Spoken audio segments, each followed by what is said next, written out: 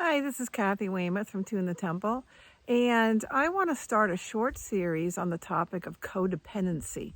I'm always looking for topics that maybe could help someone or several of you, and I ran across a reading about codependency, and I was like, okay, now that's a topic I haven't really addressed full on. So I want to give you an introduction because I think a lot of people easily get caught up in codependent relationships.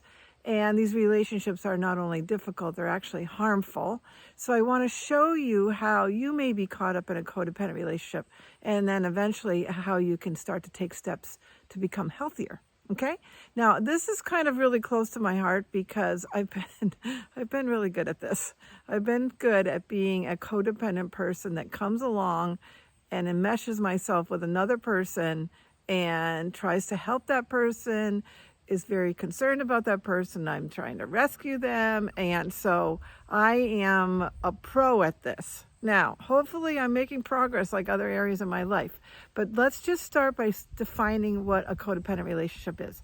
So basically you have two people, and I'm going to call the person that's like me person A. There are some people who are just natural caregivers. They love to be needed. They love to take care of people.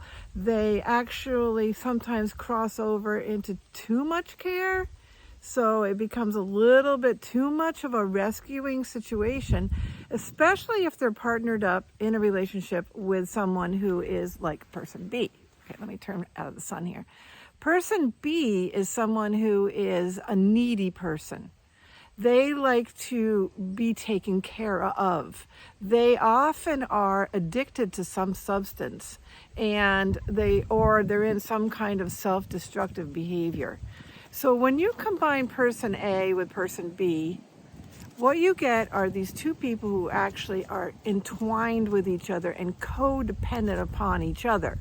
And it's actually not healthy for either person, and we'll get into that a little bit in the second video, how this can harm each of you. Okay, so let's first start by saying, what does the person A look like? Person A is, we can title them the giver, the rescuer, or the enabler. These are all good titles. And this person is really involved in self-sacrifice. They often have an excessive concern for other people.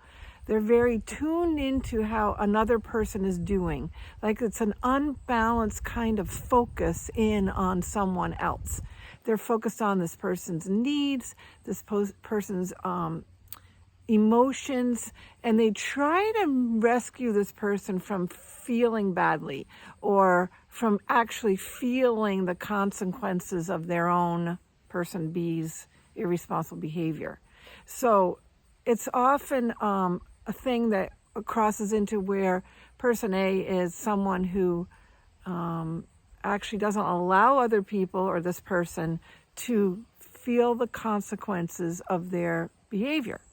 So it's a very protective, enabling, and in my situation, like growing up with my mom, I was very focused on my mom because it was a difficult relationship that she had with my dad, and just the marriage had some tension in it.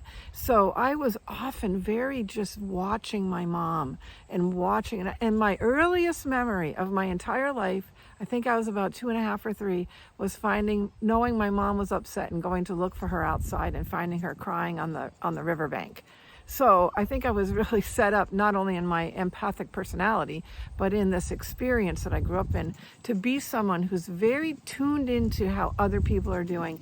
And I can definitely, this has happened with 2 significant relationships in my life, with my mom and another one, a long-term relationship, where I just was taking care of this person and focused on this person so much. And not as much focus on my own needs, but focusing more on the needs of the other person. Okay, so that's person A, that's the rescuer or the giver. Now person B, that is the person, we can call them the taker.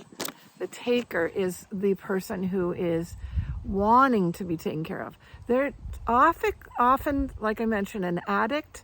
They're often very irresponsible. They don't own their responsibilities. They expect other people to pick up their responsibilities, and they're often very stuck in their behavior.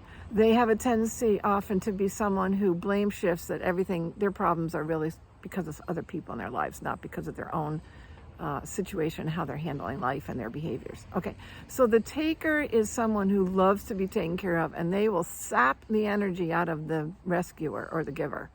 And let's just talk about why, what are some of the root causes of these two situations, these two people. Okay, so person A, the rescuer, the giver, you need to be needed. That's just something that you have wired in you, and it's either from birth or from growing up and from your experience, your environment.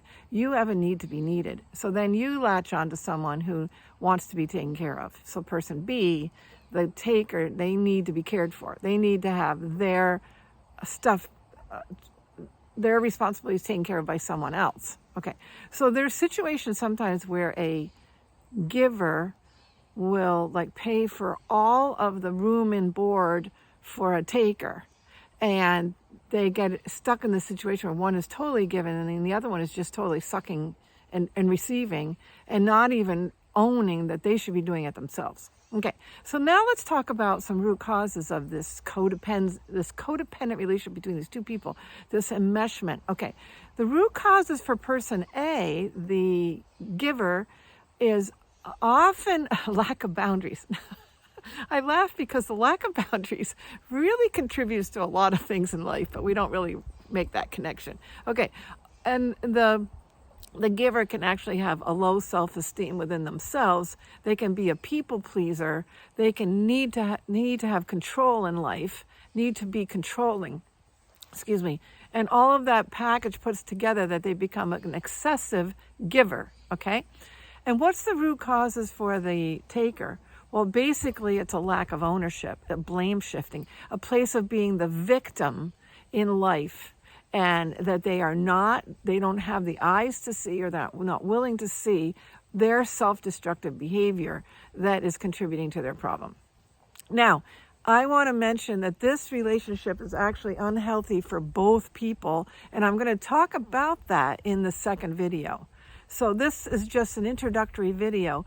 Codependency is an unbalanced relationship between a giver and a taker, or an enabler and a receiver, and it's not healthy for either one. So my suggestion, are you either of these people? Take some time this week to just reflect on this. Do you have a relationship with someone where you are giving so much that maybe you're actually starting to feel a little drained by this relationship? Or are you the taker? Are you expecting someone else to completely take care of your needs and not owning your own responsibilities? So this first week is a week of observing.